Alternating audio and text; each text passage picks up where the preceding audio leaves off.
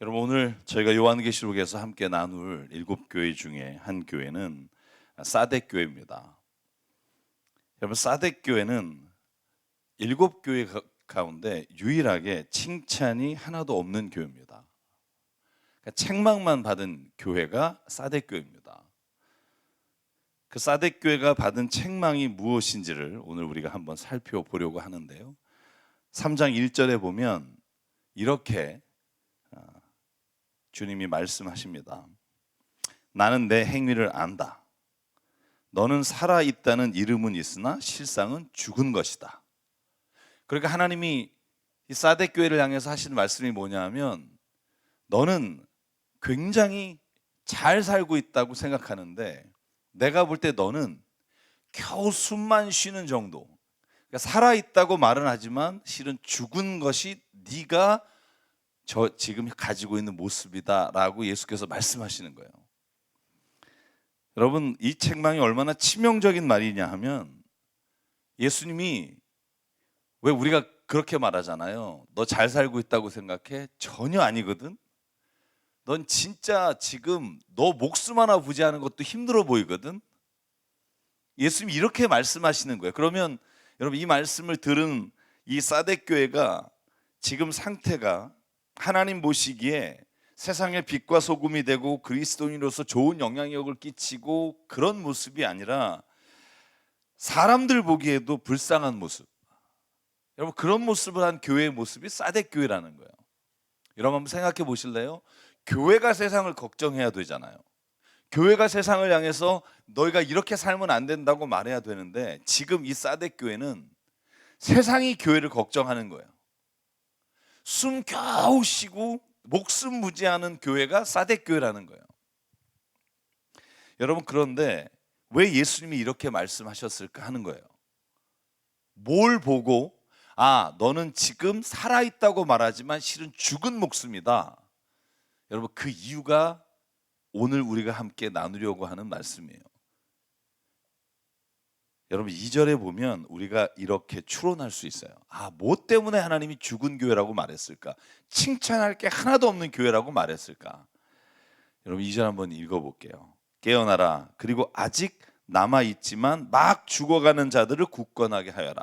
나는 내 행위가 나의 하나님 앞에서 완전하다고는 생각하지 않는다. 여러분, 주님이 뭐라고 그러냐면, 너 다시 깨어나야 되고 죽어가는 자들을 굳세게 해야 돼. 왜냐하면 내가 너를 볼 때 하나님 앞에서 완전하다고 생각하지 않다. 여러분, 그럼 우리가 뭘 생각할 수 있냐면, 사뎃 교회는 자기네들이 하나님 앞에서 완전하다고 여기며 살아가고 있는 사람들이라는 걸 알 수 있어요. 쉽게 말하면 자기들은 하나님 앞에서 흠없이 살아가는 존재다, 이렇게 여기면서 사는 게 사뎃 교회 사람들이에요. 그런데 주님은 그걸 보시고 역으로 이렇게 생각하시는 거죠. 내가 볼 땐 전혀 완전하지 않거든. 내가 볼 땐 너는 오히려 죽었거든. 근데 왜 너는 살아있을 뿐만 아니라 하나님 앞에서도 완전하다고 생각하니? 이렇게 주님이 말씀하시는 거예요. 여러분, 오늘 저희가 사뎃 교회를 향한 주의 말씀을 통해서 하나 알 수 있는 게 뭐냐 하면, 주님이 가장 불쌍하게 여기고 교회나 그리스도인들에게 가장 해서는 안 될 일이 무엇이라고 말씀하신지를 깨달아야 돼요. 내가 하나님 앞에서 완전하다고 여기는 자는 주님 보시기에 죽은 자라는 거예요. 여러분, 저는 이 말씀을 우리가 꼭 기억했으면 좋겠습니다. 우리가 다른 사람보다는 내가 좀 낫다, 원래 이렇게 생각해도 안 돼요.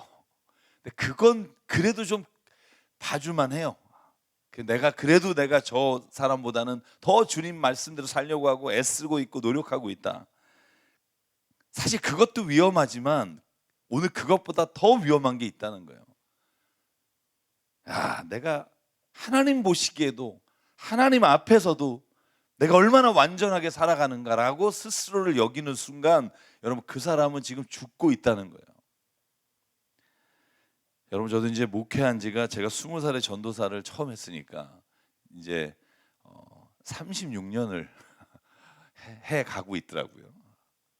제가 교회에서 보는 모습 가운데 가장 제가 견디기 힘든 분이 누구인 줄 아세요? 어떤 유형의 사람인 줄 아세요?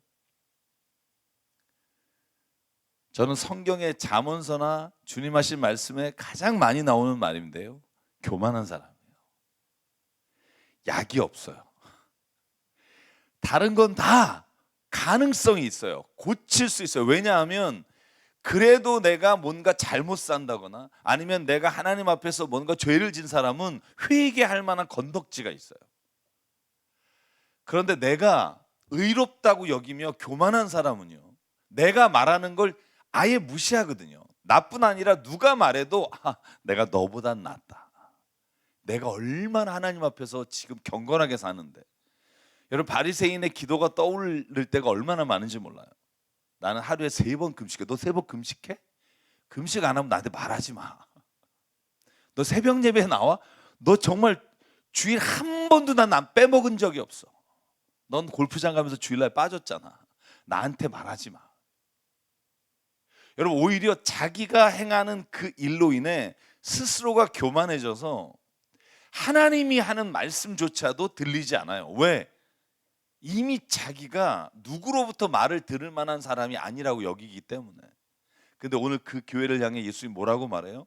나는 너가 결코 완전하다고 생각하지 않아. 그것도 하나님 앞에서 완전하다고 생각하지 않을 뿐만 아니라 나는 네가 죽었다고 생각해.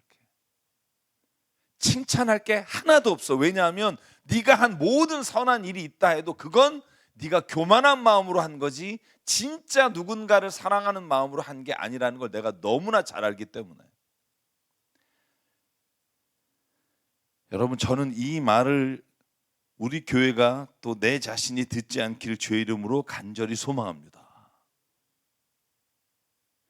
그래서 성경은요, 교만이 가장 하나님 앞에서 하나님이 미워하는 것이라고 말씀해요. 여러분, 잠언 16장 5절 보실래요? 주님께서는 마음이 거만한 모든 사람을 역겨워하시니. 여러분, 저는 하나님이 역겨워하는 사람 목록에 항상 빠지지 않는 게 교만이에요.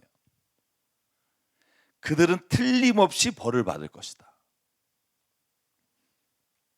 여러분, 무섭지 않습니까? 여러분, 왜 교만한 사람은 하나님이 역겨워하시는지를 성경에서 아주 자세하게 기록한 말씀들이 너무 많아요. 제가 요약해서 3-4개만 말씀드릴게요. 10몇 가지가 돼요. 그 중에 하나님이 왜 교만한 자를 역겨워하시고 교만한 자가 벌을 받아야 되는지를 여러분 신명기 8장에 보면 이렇게 말해요.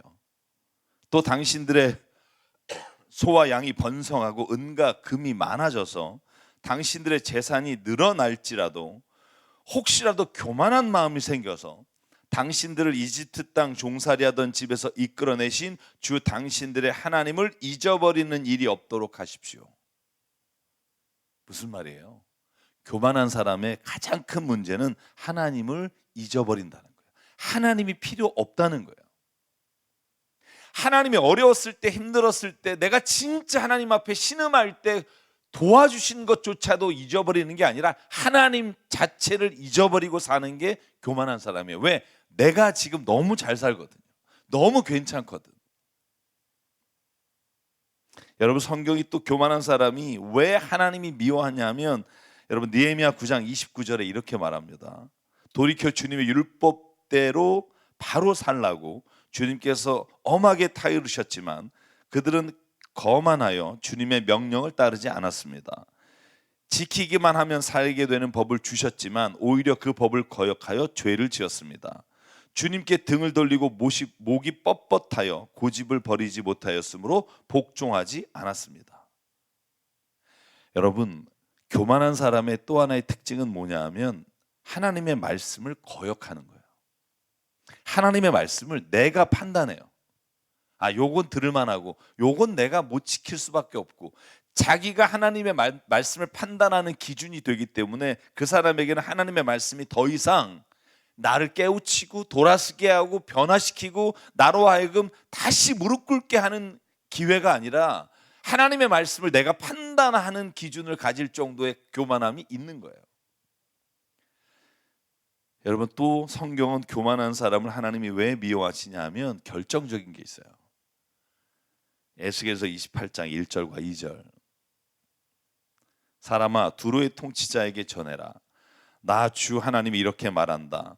너의 마음이 교만해져서 말하기를 내가 신이다 하고 내가 바닷 가운데서 신의 자리에 앉아 있다고 하지만, 그래서 내가 마음속으로 신이라도 된 듯이 우쭐대지만 너는 사람이요 신이 아니다. 아멘. 여러분, 하나님이 뭐라고 그래요? 교만한 자에게 이렇게 말씀하시는 거예요. 그 사람이 왜 하나님이 벌을 할 수밖에 없고 그로 하여금 돌이키도록 책망할 수밖에 없냐 하면 자기가 신이라고 여겨요.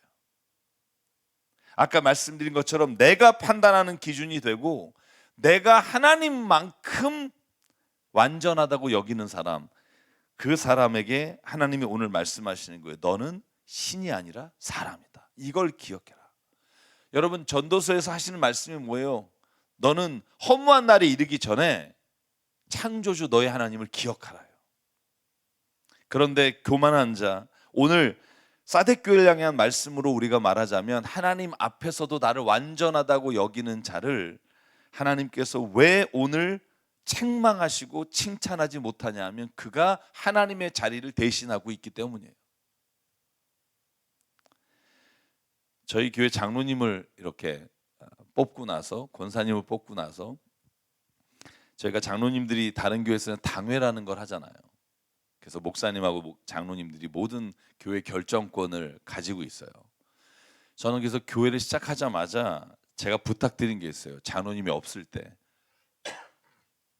우리 교회는 당회를 하지 않겠습니다. 당회를 없애겠습니다.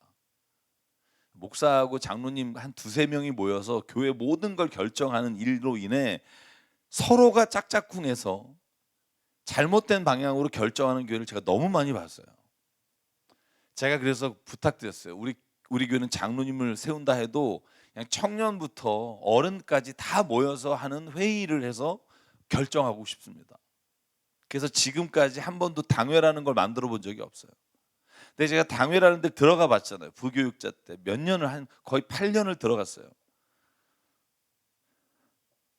저는 거길 들어가면서 참담한 게 여긴 적이 한두 번이 아니에요. 모든 분이 하나님이세요. 모든 분이 다 자기의 의견을 꺾질 않아요. 물론 대부분의 교회는 그렇다고 말씀드리는 게 아니라 제가 볼 때 그 자리가 만드는 교만함이 얼마나 많은지 몰라요. 여러분, 예수께서 마태복음 7장에 말씀하시잖아요. 내가 너희 선생된 자들이 더 심판받을 것을 잊지 마라. 기억해라. 왜냐하면 한 지도자가 잘못됐을 때 그 교회나 그 공동체가 얼마나 허망하게 무너지는지를 주님이 아시기 때문에. 사랑하는 여러분, 사대교회가 주님으로부터 한마디 칭찬도 받지 못한 이유는 딱 하나예요. 교만하기 때문에.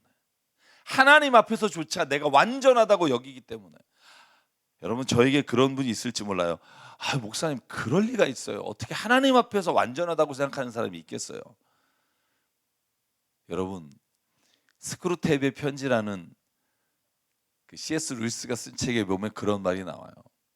어떤 사람이 교만한 모습을 회개하라고 말하니까 그가 내가 진짜 얼마나 겸손한데 왜 나한테 네가 교만하다고 그러냐, 그러면서 자기가 스스로 겸손하고 낮아지면서 속으로 그렇게 생각한다는 거예요. 와, 나같이 이렇게 겸손한 사람이 없겠지? 야, 교회 다니면서 이렇게 겸손한 사람이 어디 있겠어? 그 책에 그렇게 써요. 그게 교만의 극치라는 거예요. 진짜 겸손한 사람은 내가 겸손하다는 생각을 안 하는 사람이에요. 내가 부족하다고 주님 앞에 늘 서는 사람이에요. 내가 진짜 하는 게 하나도 없다고 주님 앞에 고백하는 사람이 주님 보시기에 겸손한 사람이에요. 다른 모든 것은 회복될 수 있지만 교만은 회복되기 어려워요. 왜냐하면 자신이 가장 뛰어나기 때문에 다른 어떤 사람의 말도 들으려 하지 않고 심지어 하나님의 말씀도 들을 귀가 열려 있지 않기 때문이에요. 그래서 예수님이 말씀하실 때마다 뭐라 그래요? 귀 있는 자는 들을지어다. 이 말씀이 교만하여 하나님의 말씀조차 들으려고 하지 않은 사람은 결코 들을 수 없다는 거예요. 사랑하는 여러분, 그러므로 오늘 예수님께서 사대교회가 어떻게 하면 회복될 수 있을까? 어떻게 하면 너희가 그 하나님 앞에서조차도 완전하다고 여기는 이 교만한 마음으로서 돌아설 수 있을까 하는 말씀을 주십니다. 그게 3절이에요. 한번 읽을게요. 그러므로 내가 그 가르침을 어떻게 받고 어떻게 들었는지를 되새겨서 굳게 지키고 회개하여라. 만일 내가 깨어 있지 않으면 내가 도둑같이 올 테인데 어느 때에 내가 내게 올지를 너는 알지 못한다. 예수께서 뭐라고 말해요? 하나님 앞에서 완전하다고 여기는 자에게 이렇게 말합니다. 내가 너에게 가르친 것을 다시 한번 되새기고 지키고 회개하라.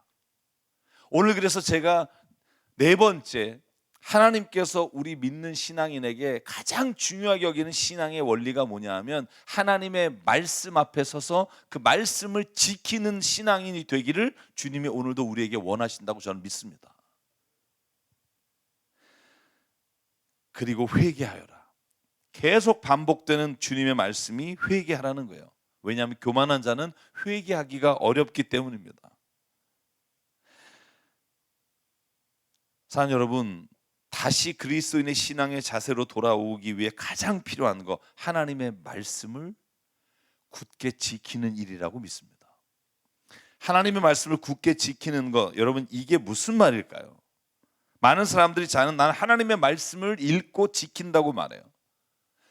여러분 그런데 하나님의 말씀을 예수께서 지켜라라고 말할 때 그 말씀이 모든 성경에서 말하는 율법을 지키라는 말은 아닐 거예요.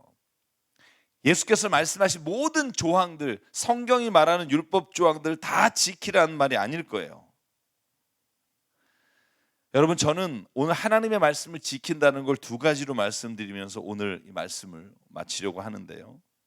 첫 번째, 하나님의 말씀을 지킨다라는 건 요한일서 5장 2절과 3절이에요. 그렇게 말씀하십니다. 우리가 하나님을 사랑하고 또 그 계명을 지키면 이로써 우리가 하나님의 자녀를 사랑한다는 것을 알게 됩니다. 하나님을 사랑하는 것은 그 계명을 지키는 것입니다. 하나님의 계명은 무거운 것이 아닙니다. 여러분 역으로 말하면 하나님의 계명을 지킨다는 게 뭘까? 하나님의 말씀을 지킨다는 게 뭘까? 하나님을 사랑하라는 말이에요. 제가 참 좋아하는 말이 있어요. 네가 어떻게 행동해야 될지 모르겠어? 이 문제를 어떻게 내가 대처해야 될지 모르겠어? 그럼 이 한 가지만 기억해. 하나님을 사랑하라. 그리고 너에게 주시는 마음대로 행하라. 잘 모르겠어? 내 이웃을 사랑하라. 그리고 너에게 주어진 일을 행하라. 잘 모르겠으면 원리를 기억하면 돼요. 하나님을 사랑하는 마음과 내 이웃을 사랑하는 마음으로 이 일을 결정하느냐 그렇지 않느냐가 하나님의 말씀과 계명을 지키냐의 기준이 돼요. 어떤 분은 그런 말씀하는 분이 많아요. 나는 진짜 하나님을 위해서 모든 걸 포기했고 하나님을 위해서. 그런데 사실은 가만히 들여다보면 그 안에 사랑이 없어요.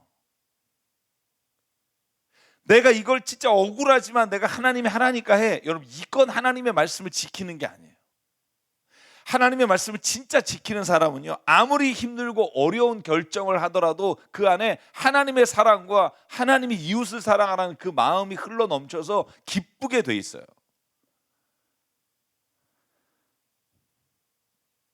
저는요, 우리가 어떤 것을 행하든지 그 마음에 하나님이 주신 기쁨이 있을 때까지 기다려야 된다고 생각해요. 누가 보니까 내가 이렇게 하면 내가 그 목사니까. 여러분 이렇게 행하는 순간 우리는 그때부터 내 스스로가 기준이 돼요. 하나님이 기뻐하시니까. 그리고 내가 진짜 이걸 하나님을 사랑하고 행하는 건지 아니면 내가 사람의 눈치를 보고 행하는 건지. 여러분 이 기준을 날마다 생각하며 사는 게 주의 말씀을 지키는 거예요.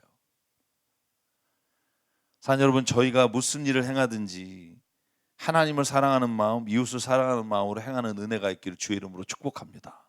주님을 사랑해라? 그러면 계명을 지키라는 거지. 계명을 억지로 지키면서 그 사랑이 안에 흐르지 않으면 그건 믿음으로 행한 게 아니에요. 내 의를 세우려고 한 거예요. 바리새파와 율법학자들도 얼마나 좋은 일을 많이 했는지 몰라요. 11조를 꼬박꼬박 드렸고 자기가 선한 일을 해야 될 때 그가 얼마나 많은 일을 했는지 몰라요. 근데 그 안에 사랑이 없어요. 그건 계명을 지킨 게 아니라 자기 의를 지킨 거예요. 이거 너무나 달라요. 내가 얼마나 하나님 앞에 살아가는데 이걸 지키려고 살지 마세요. 힘들어요. 제가 살아보니까 힘들더라고요. 야, 내가 어떤 사람인 줄 알아? 나는 한 번도 하나님 말씀 앞에서 나는 이랬던 적이 없는 사람이야. 여러분, 이런 분이 제일 무서워요. 오늘도 내가 또 하나님 앞에서 이 일을 믿음으로 합니다. 주님, 내가 주의 사랑하는 마음이 오늘도 나를 통해 흘러가는 은혜가 있기를 원합니다. 이렇게 사는 게 주의 계명을 지키는 거예요. 여러분, 마지막으로 주의 계명을 지킨다는 말을 히브리서에는 이렇게 말합니다. 12절 13절 하나님의 말씀은 살아있고 힘이 있어서 어떤 양날 칼보다도 더 날카롭습니다. 그래서 사람 속을 꿰뚫어 혼과 영을 갈라내고 관절과 골수를 갈라놓기까지 하며 마음에 품은 생각과 의도를 밝혀냅니다.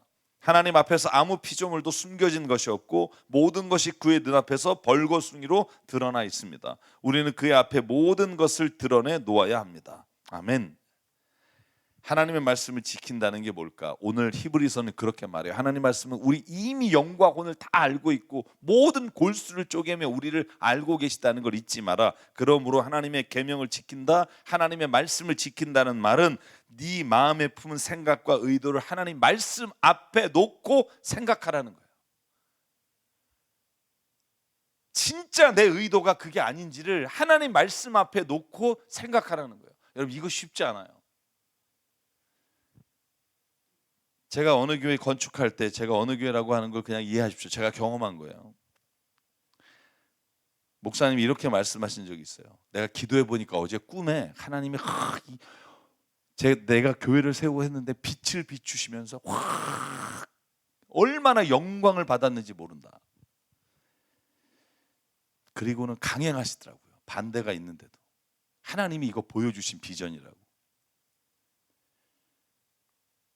여러분, 꿈과 환상으로 때로는 하나님이 구약과 신약에 하나님의 뜻을 보여주시기도 했어요. 인정해요. 그런데 진짜 솔직해야 된다고요. 내가 진짜 원하고 바라는 것을 그런 꿈이나 환상을 통해서 보고 하나님의 말씀에 맞는지를 먼저 보지 않고 내가 생각하고 내가 의도한 것들이 하나님의 뜻일 거라는 걸 내가 꿈에서조차 가져다가 사람을 설득하려고 하는 게 인간의 욕심의 결과예요. 이건 정말 나도 속아요. 스스로도 속을 때가 있어요. 내가 만약에 진짜 너무나 이걸 간절히 바라서 때로는 꿈에도 그게 보일 수 있어요. 그런데 오늘 히브리서의 말씀이 뭐냐 하면 그것조차도 하나님의 말씀 앞에서 내 생각과 의도를 다시 한번 밝히는 거. 이게 그리스도인이에요. 이게 하나님이 원하시는 우리 그리스도인의 삶의 기준이라고요. 누군들 욕심이 없겠어요? 누군들 뭐 해보고 싶은 게 없겠어요? 그런데 주님이 이걸 진짜 기뻐하실까?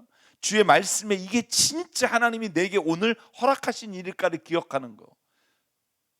내가 진짜 원하는 의도를 하나님의 말씀으로 이렇게 포장하는 게 아니라 진짜 하나님, 오늘 내가 무릎 꿇고 하나님께 여쭤볼게요. 하나님, 진짜 이게 내 욕심인가요? 아닌가요? 이걸 묻는 거. 그게 하나님 앞에서 말씀을 지키며 살아가는 자의 모습이라고 저는 믿습니다. 단 여러분, 그러므로 내 경험이 아니라 하나님의 말씀 앞에 서기를 주의 이름으로 축복합니다. 내 의도가 아니라 하나님이 무엇을 기뻐하시는지를 다시 한번 말씀 앞에서 살아내는 은혜. 내가 원하는 의도로 하나님의 말씀으로 치장하는 게 아니라 진짜 내가 바라는 것이라도 하나님이 원하시지 않는다는 걸 깨달았을 때 바로 주님 앞에 아멘하며 굴복하고 순종하는 은혜. 여러분, 그 은혜가 오늘 우리 교회와 우리 삶에 있기를 주의 이름으로 축복합니다. 그러면 돼요. 주의 말씀을 지키게 돼요. 그리고 주님이 기뻐하시는 일을 하게 돼요. 때로는 사람이 그걸 기뻐하지 않을 수 있지만 그걸 기뻐하는 교회가 될 수 있다고 믿어요. 제가 이 얘기를 할까 말까 고민하다가 하죠.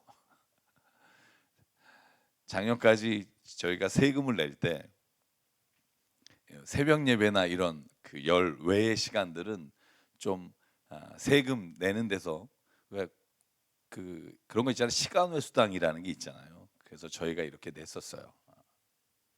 그러다 보니까 세금을 좀 덜 내게 되잖아요. 근데 어떤 분이 말씀하시는 거예요. 이거 마음에 걸립니다. 이렇게 하는 거 걸립니다. 그냥 좀 목회자분이 조금 더 재정적으로 조금 힘들 수 있는데 그냥 솔직하게 다 우리가 뭐 잘못하거나 의도적으로 숨긴 게 아니지만 그냥 다 할 수 있으면 좋겠습니다. 저는 그때 그게 너무 감사했어요. 뭐 우리가 생각하기엔 이 정도가 아니라 하나님 말씀 앞에 오늘 서 보니까 이렇게 하는 게 좋겠다라는 거. 여러분 이건 다른 사람을 판단하라고 주시는 마음이 아니고요. 내가 오늘 그렇게 하나님 앞에 이렇게 하면 좋겠다라는 마음을 주시면 그게 말씀 앞에서 내가 서야 되는 거지. 사람이 시키거나 사람이 원한다고 해서 하면 결코 후회하고요. 원망하게 돼요. 근데 주의 마음으로 하잖아요. 그러면 거기에 기쁨이 있어요. 그게 어떤 일이든. 그러므로 오늘 사뎃교회를 향해서 예수께서 하신 말씀을 오늘 우리가 확인하고 기억하기를 원해요. 우리가 오늘 하나님 앞에서 내가 겸손하게 내 모든 걸 비추고 그리고 하나님이 원하시는 게 뭔지를 내가 깨달았다면 그냥 순종하는 거. 그럴 때는요, 다른 모든 사람이 알지 못해도 그냥 내 안에 주시는 기쁨이 나를 오늘 살아가게 하는 능력이 되는 줄 믿습니다. 그 은혜가 저 여러분에게 있기를 주의 이름으로 축복합니다. 오늘 그래서 이 찬양 함께 부를게요. 우리 짧지만 이 가사가 오늘 저에게 계속 생각나게 하는 찬송이었어요. 주의 말씀 앞에 선 당신은 참된 예배자, 그토록 찾으시던 하나님의 기쁨. 주의 말씀 앞에 선, 저는 이 단어가 오늘 저와 여러분에게 주시는 하나님의 은혜의 말씀이 되길 바라고요. 그래서 이 세상을 섬기고 구원하는 소망이 되는 우리가 그리스도인 되기를 주의 이름으로 축복합니다. 주의 말씀 앞에 선 당신은 참된 예배자, 그토록 찾으시던 하나님의 기쁨. 이 세상을 향한 거룩한 생명빛 되어 이 세상을 위한 구원의 소망 되어 영원한 하나님의 나라 함께 세워가리. 주의 말씀 앞에선 주의 말씀 앞에선 당신은 참된 예배자, 그토록 찾으시던 하나님의 기쁨. 이 세상을 향한 거룩한 생명빛 되어 이 세상을 위한 구원의 소망 되어 영원한 하나님의 나라 함께 세워가리. 주의 부르심 따라 주의 부르심 따라 당신의 삶을 드릴 때 세상은 당신 안에서 주의 영광 보리라. 이 세상을 이길 주님의 군사 되어 이 세상을 섬길 주님의 손과 발 되어 영원한 하나님의 나라 함께 세워가리. 아멘. 이 시간 잠깐 기도하겠습니다. 기도하실 때 하나님, 오늘도 내가 주의 말씀 앞에 서는지 아니면 사람들 앞에 서는지 내 자신의 의로움 앞에 서는지 아버지 하나님 오늘도 구분할 수 있는 눈을 주시고 오늘도 하나님의 말씀이 내게 말씀하시면 다른 사람을 보는 게 아니라 그 말씀 앞에 오늘 겸손하게 순종하는 자 되길 원합니다. 오늘 말씀을 기억하며 이 시간 잠깐 주님 앞에 결단하며 함께 기도하겠습니다. 사랑받는 하나님 감사합니다. 오늘도 주님 앞에 아버지 하나님 섭니다. 주의 말씀 앞에 섭니다. 부족하고 연약하고 부끄럽고 아버지 한없이 나의 욕심과 정욕을 따라 선택했던 일들을 주님 앞에 회개합니다. 아버지 하나님 만져주시고 오늘도 위로하시고 오늘도 새 힘을 주시고 죄를 끊는 용기를 주시고 아버지 하나님 간절히 기도합니다. 내가 이길 수 없는 하나님 죄의 그늘과 내 자존심과 교만함이 아버지 하나님 사람들 앞에 아버지 주님을 높여드리는 게 아니라 나를 높이려고 하는 마음을 주님이 아시고 하나님 오늘도 말씀 앞에 겸손하게 하여 주시고 말씀 앞에 서게 하여 주시고 하나님의 주시는 은혜 하나님의 주시는 소망 아버지 나를 충만하게 도와주시기 원합니다. 아버지 겸손도 교만으로 표장하는 자가 되지 않게 하시고 아버지 하나님 오늘도 은혜를 구하며 하나님의 말씀을 구합니다. 아버지 하나님 말씀하여 주시고 이끌어 주시옵소서. 사랑과 은혜 하나님 오늘도 이 아침에 사대교회에게 주신 말씀을 통해 다시 한번 우리의 모습이 우리의 신앙의 모습이 어떠해야 되는지를 말씀해 주시니 감사합니다. 하나님 주님 앞에서만큼은 교만치 않게 하시고 아버지 하나님 나를 비추시는 그대로 하나님 오늘 내가 주님 사랑하는 마음과 내 생각과 의도를 훤히 하시는 주님 앞에 솔직히 나가 하나님이 오늘도 나에게 무엇을 원하시는지를 응답받고 살아가는 우리가 되게 인도해 주시옵소서. 연약합니다. 그리고 주님 우리가 얼마나 욕심과 정욕이 있는지 알기에 주님 다시 한번 간구하오니 주의 말씀 앞에 서게 하시고 주의 말씀이 우리를 비출 때 하나님 그때 교만하지 않고 아멘하며 순종하며 행동할 수 있는 믿음의 사람 되게 하여 주시옵소서. 오늘도 그 은혜를 주시며 감사드리며 이 모든 말씀 예수님의 이름으로 기도드립니다. 아멘. 우리 주기도문 함께 고백하겠습니다. 하늘에 계신 우리 아버지, 아버지의 이름을 거룩하게 하시며 아버지의 나라가 오게 하시며 아버지의 뜻이 하늘에서와 같이 땅에서도 이루어지게 하소서. 오늘 우리에게 일용할 양식을 주시고 우리가 우리에게 잘못한 사람을 용서해 준 것 같이 우리 죄를 용서하여 주시고 우리를 시험에 빠지지 않게 하시고 악에서 구하소서. 나라와 권능과 영광이 영원히 아버지의 것입니다. 아멘.